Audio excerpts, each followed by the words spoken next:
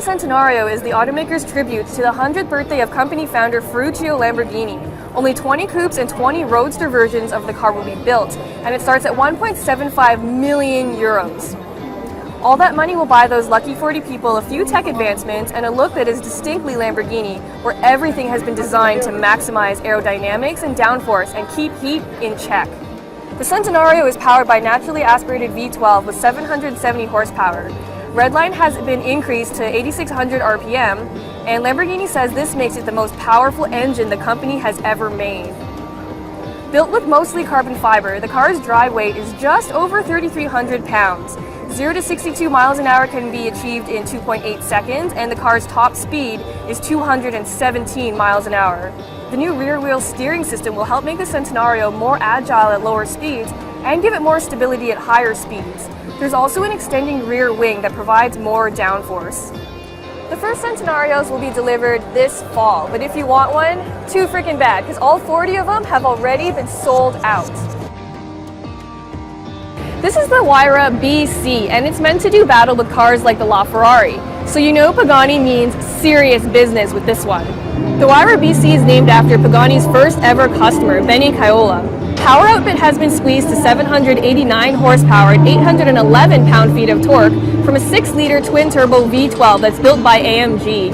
That's hooked up to a unique 7-speed gearbox. It's an automated manual transmission that can shift in just 75 milliseconds compared to the standard car's 150 milliseconds. Top speed is estimated to be around 220 miles per hour, and the sprint to 60 miles an hour can take around 2.8 seconds. The front and rear subframes have been improved to provide better cooling for the BC, while other changes include new suspension components, 4-way adjustable dampers, and Brembo carbon ceramic brakes. A ton of aerodynamic enhancements, of course, are also part of the deal. Overall weight clocks in at under 3,000 pounds, and Pagani looked at every single detail when removing weight from the car. Only 20 of these Pagani Huayra BCs will ever be made, and if you wanted one, too bad, because all of them have already sold out before the car was even unveiled. And even if it wasn't sold out, they cost about 2.35 million euros, so it's not like we'd be able to afford it anyways. The poor man's Z06, it combines most of that car's performance goodies and capability, but without the supercharged engine. Instead, it makes do with the standard 6.2-liter V8 with only 460 horsepower that comes mated to either an 8-speed automatic or an exceptionally smooth 7-speed manual. Other toys include the Z06's magnetic ride control system, as well as revised stabilizer bars and unique springs, plus an electronic limited slip differential and plus-size Brembo brakes. On top of all this, you can of course opt for the Z07 package with carbon ceramic brakes and Michelin Pilot Sport Cup 2 tires that help it deliver 1.2 Gs of lateral cornering capability. Overall, Chevy says it's a second faster around its test track than the old ZR1. All this, and it looks fantastic too, both inside and out. I mean, just look at that outrageous blue interior. Outside, it's got that Z06 style grille and wider rear fenders. And let's not forget the classic hash marks on the front fenders. Part of the ongoing partnership between Mazda and Fiat, this car takes performance to a new level, or at least it's supposed to, but someone forgot to tell the guys who worked on the engine. Under the hood is a tiny turbocharged 1.4-liter 4-cylinder engine. It's small, but it does make impressive horsepower at 170 horsepower and 184 foot-pounds of torque. The problem is, that's just 10 more than the Fiat version. The good news is, there are rumors the US spec model will get even more. I sure hope so. A bar says it'll do 0 to 62 miles an hour in 6.8 seconds. A 6-speed manual will be offered, as well as the world's coolest sounding automatic transmission, the Sequentiale Sportivo. More than just a silly paint job, it comes with a sport-tuned exhaust and a standard limited slip differential. If you're an Italian car snob, you'll probably care that each one of these vehicles comes certified by an Abarth technician and comes with a special numbered plaque. You'll probably care less about the price, and that's a good thing because I don't know what it is yet, but I can tell you I bet it'll be one expensive Miata.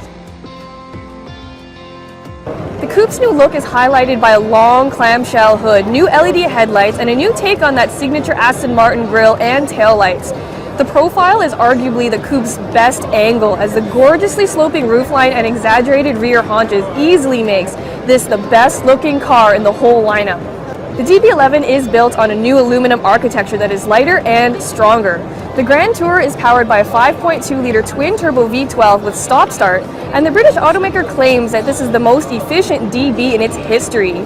Hooked up to an 8-speed automatic transmission, it has 600 horsepower and 516 pound-feet of torque, making the DB11 the most powerful DB ever. It also has a top speed of 200 miles per hour and can sprint to 62 miles an hour in 3.9 seconds. Aston Martin also has plans for a V8-powered DB11 and will likely source that engine from AMG. 3 drive modes will be available: GT, Sport, and Sport Plus, which will change how responsive the car is. Performance is bolstered by torque vectoring by braking and adjustable damping. Inside, the DB11 gets a 12-inch display and some other technology developed with Daimler, like an 8-inch TFT instrument cluster. The setup will be controlled by a dial and an optional touchpad that understands smartphone gestures. A new self-parking feature and a 360-degree camera is also available. The car arrives in the last quarter of 2016. So this DB11 is the most powerful and the most efficient DB that's ever existed, and I'm going to argue that it's also the most sexy. The GTC and the Lusso parts of the name come from historic Ferrari models, while the 4 signifies how it has 4 seats. So the name and increased practicality aren't that sexy, but everything else about the car is still pretty hardcore. Powered by an incredibly rare, naturally aspirated 6.3-liter V12 that revs all the way to 8,000 RPM, the GTC 4 Lusso puts out 680 horsepower and 514 pound-feet of torque. 80% of that torque is accessible at a low 1750 RPM. This makes it more powerful than the FF it replaces, but Ferrari also says that it's 30% more efficient. The hatch does the sprint to 62 miles an hour in 3.4 seconds, and top speed is rated at 208 miles an hour. Besides the FF it replaces and the LaFerrari, this is the 3rd Ferrari to use all-wheel drive. The Grand Tourer also uses rear-wheel steering, which makes it more agile at lower speeds while increasing stability and responsiveness at higher speeds. The production version of the Regera concept unveiled last year. It's the latest offering from the Swedish boutique exotic car maker, pairing an 1100 horsepower 5-liter twin-turbo V8 with 3 electric motors. That'll send this Swedish rocket to 100 kilometers an hour or 62 miles per hour in just 2.8 seconds, 124 miles an hour in 6.6 seconds, and 186 miles an hour in 10.9 seconds. And it'll take roughly 20 seconds to reach its top speed of 255 miles an hour. And did I mention it looks just outrageous? Because it does, especially with that active rear spoiler and the brand's trademark doors. Weighing in at 3,505 pounds, it's roughly 900 pounds lighter than a Bugatti.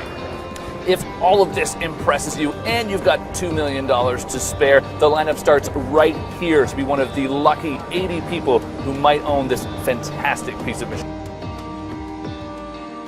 Its predecessor, the Chiron uses an 8-liter quad-turbocharged W16 engine, though power has been boosted to an incredible 1,500 horsepower and 1,180 pound-feet of torque.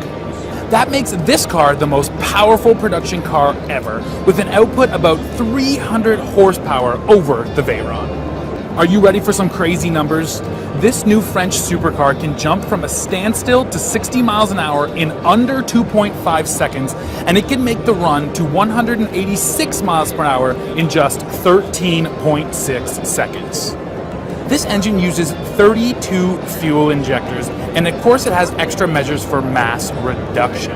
Thanks to these enhancements, it can inhale more than 60,000 liters of air per minute when running at full speed. That extra power compared to the Veyron comes courtesy of 4 larger turbochargers and a new 2-stage turbocharging setup. Off the line, only 2 of the turbos engage, while the second 2 activate at 3,800 RPM. Bugatti says this will eliminate turbo lag and deliver a perfectly linear power curve from 2,000 RPM up. Underpinning the Chiron is a fully carbon fiber monocoque, which Bugatti says is as stiff as an LMP1 race car. In fact, this is the only car in the world where the airbag actually punches through a carbon fiber housing. Top speed for the Chiron is going to be limited at 260 miles per hour, but that's only for road travel. So expect an even faster version to eventually become available, though it may not even be street legal. Bugatti has also said that it wants to go for a new world speed record with this car, which has a speedometer that goes up to 310 miles per hour. It might not quite make it to that mark, but expect it to be very fast. As can be expected from a car this expensive, the interior looks absolutely gorgeous and the leather looks so rich. Bugatti is only going to build 500 units of the Chiron, and the brand says that 1/3 of them are already spoken for. The price? Well, honestly, if you have to ask, you probably can't afford it, but each one of these cars is going to sell for 2.4 million euros. Porsche revived the 718 nameplate as an homage to the 718 sports car that won numerous races in the late 1950s and early 1960s. Porsche also brought back the designation so folks won't be confused between this car and all of those new 911 turbos. The standard Boxster uses a new 2-liter flat-4 turbo engine that cranks out 300 horsepower and 280 pound-feet of torque, while the Boxster S model comes with a 2.5-liter turbocharged mill, developing 350 horsepower and 309 pound-feet of torque. According to the brand, this new engine should help to enhance fuel economy by up to 14%. Both of the engines are paired to a 6-speed manual transmission as standard, although the PDK automatic is available as an option. Jumping from 0 to 60 miles an hour will take 4.5 seconds in the standard car, while the S model will do it in 4 seconds flat. To make sure the car can handle that new turbo power, Porsche has also retuned the suspension and added larger brakes. Now, the styling on the 718 Boxster looks very similar to the old car, but Porsche says that every single body part except for the luggage compartment, windshield, and the convertible top has been changed. The 911R is powered by the same 4-liter flat-6 engine that lives in the 911 GT3 RS, which means this car gets 500 horsepower and 338 pound-feet of torque. As a result, it can accelerate from 0 to 60 miles an hour in 3.7 seconds and has a top track speed of 200 miles per hour. But the absolute best feature of all on this 911R is that every single one of these cars will come only with a 6-speed manual transmission. On the inside, the 911R comes equipped with full bucket seats with carbon fiber backrests, which are wrapped in a houndstooth design, paying homage to the original 911 from the 60s.